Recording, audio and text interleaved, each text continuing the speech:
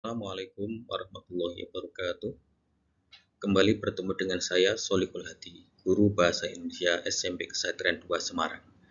Kali ini kita akan berbincang-bincang tentang disiplin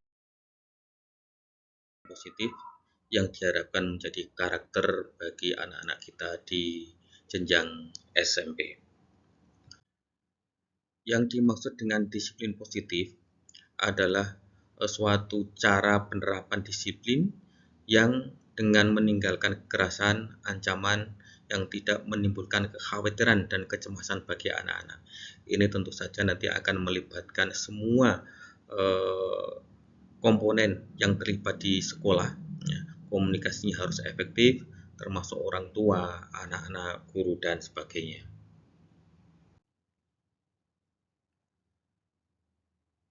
Penerapan disiplin positif ini dilatar belakangi dengan kondisi kelas saya, ya kelas yang saya ampu itu masih menggunakan peraturan kelas yang dibuat secara umum oleh sekolah dan diterapkan kepada semua anak di semua jenjang kelas di sekolah kami.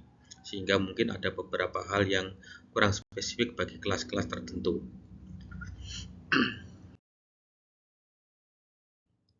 Tujuannya adalah untuk menumbuhkan disiplin positif di masing-masing kelas, ya, supaya menjadi budaya yang positif di kelas tersebut agar tercipta suasana yang nyaman untuk belajar.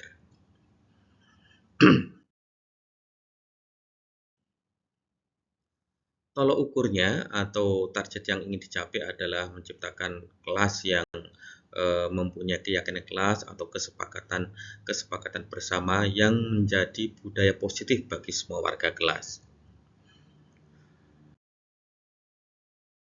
Nah, penerapan disiplin positif ini tentu tidak bisa dilaksanakan secara mandiri oleh guru. Butuh dukungan dari semua warga sekolah, kepala sekolah, guru karyawan, dan terutama oleh siswa.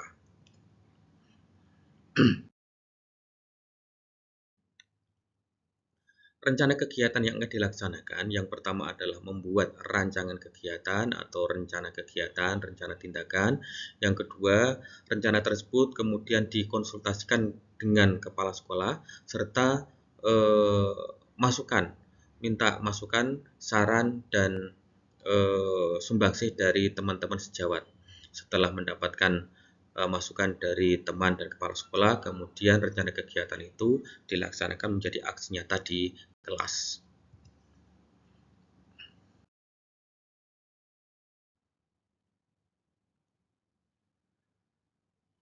Nilai budaya positif yang dimaksud adalah nilai-nilai yang dimiliki oleh anak yang akan membentuk dan mengembangkan karakter murid.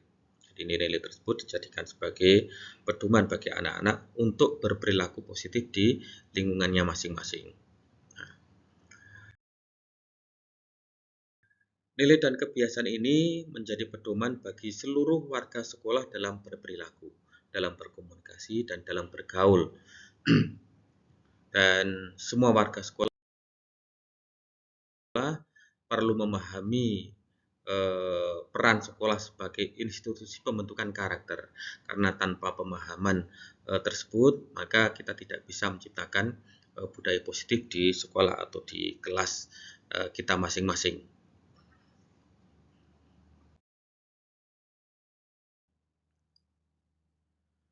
Tujuan untuk membentuk kesepakatan kelas yaitu yang pertama, ini menurut Gosen, menumbuhkan pembelajaran yang berpusat kepada anak. Jadi pembelajaran yang paling efektif itu tentu saja pembelajaran yang berpusat pada anak. Kemudian yang kedua adalah membangun keingintahuan dan partisipasi anak di dalam membentuk kesepakatan kelas. Jadi disiplin positif atau budaya positif ini kan diharapkan berangkat dari kesadaran siswa. Untuk itu perlu dimunculkan atau perlu dibangun partisipasi anak, keingintahuan anak untuk membentuk kesepakatan kelas secara mandiri. Dan yang ketiga adalah membentuk komunikasi yang efektif di antara semua warga kelas. Jadi kesepakatan-kesepakatan tersebut itu dibangun berdasarkan komunikasi yang saling menyamankan bagi semua warga sekolah. Jadi tidak ada yang merasa terintimidasi di dalam proses komunikasi tersebut.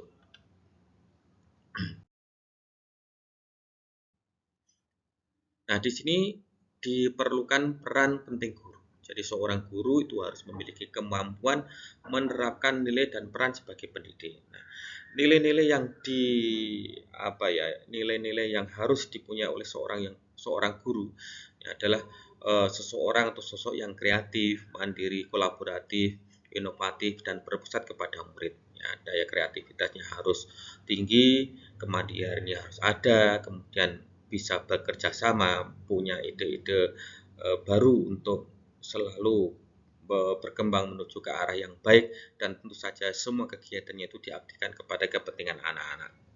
Kemudian peran yang diemban oleh seorang guru, guru itu diibaratkan sebagai seorang pemimpin pembelajaran yang diharapkan bisa menggerakkan komunitas ya, teman-teman sejawatnya, kemudian praktisi pendidikan yang lain, tutor, dan juga bisa menjadi tutor bagi Bapak Ibu guru yang lainnya.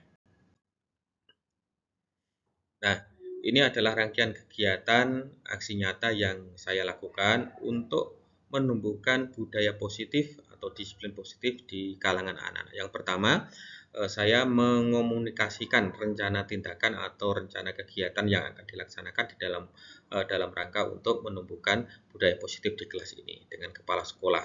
Nah, setelah mendapatkan masukan dari kepala sekolah, kemudian saya juga berkomunikasi dengan teman-teman sejawat supaya apa yang saya rencanakan itu betul-betul sesuai dengan apa yang dikehendaki oleh anak. Semakin banyak teman yang memberikan masukan, maka semakin sempurna rencana yang akan dilaksanakan.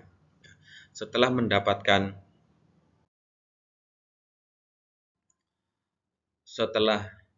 mendapatkan masukan dari kepala sekolah dan teman-teman sejawat, kemudian saya mulai beraksi di kelas untuk membentuk atau untuk menciptakan disiplin positif atau budaya positif di kelas tersebut. Yang pertama adalah di kelas 7B ini. Ya, saya menyosialisasikan kenapa saya harus menumbuhkan budaya positif di kelas. Ya. Kemudian saya minta anak satu persatu untuk menuliskan kira-kira budaya apa yang perlu ditumbuhkan di kelas tersebut.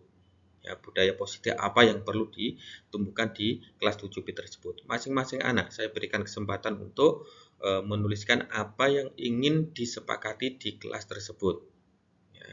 Nah, setelah semuanya menuliskan atau semuanya terwakili di dalam kesepakatan tersebut, maka masing-masing anak saya minta untuk menandatangani kesepakatan tersebut.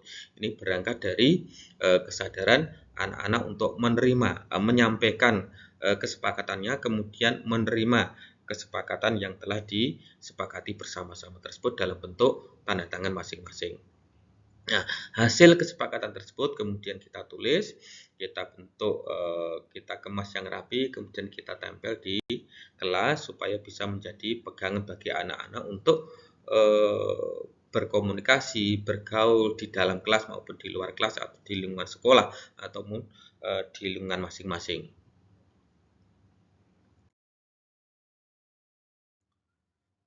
Nah, ini beberapa kesepakatan kelas yang dihasilkan di kelas 7B. Yang pertama adalah tidak merusak fasilitas kelas, tidak mengotori kelas. Yang ketiga, tidak membuang sampah sembarangan.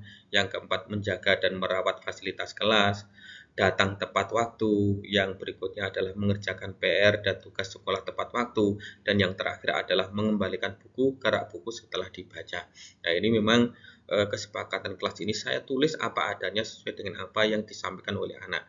Saya tidak mengurangi atau menambahi, ya. Jadi saya biarkan apa yang menjadi gagasan dari anak-anak itu betul-betul tertuang di dalam kesepakatan kelas yang mereka sepakati. Nah, setelah kesepakatan ini ditandatangani, ditempel, kemudian saya minta anak-anak untuk memberikan umpan balik dengan adanya kesepakatan kelas tersebut. Nah, ini rata-rata anak-anak menyampaikan kesetujuannya atas penerapan kesepakatan kelas tersebut menjadi budaya yang positif, menjadi disiplin yang positif di kelas 7B. Ya, ini ada Angela, Nikesha, ada Dani, Najwa, Fabian, rata-rata menyampaikan kesepakatannya atau kesetujuannya. Ini juga disampaikan Dirza, Musa, kemudian ada Jendra, Hansa, ada Bangkit juga menyampaikan rasa setujunya terhadap adanya kesepakatan tersebut.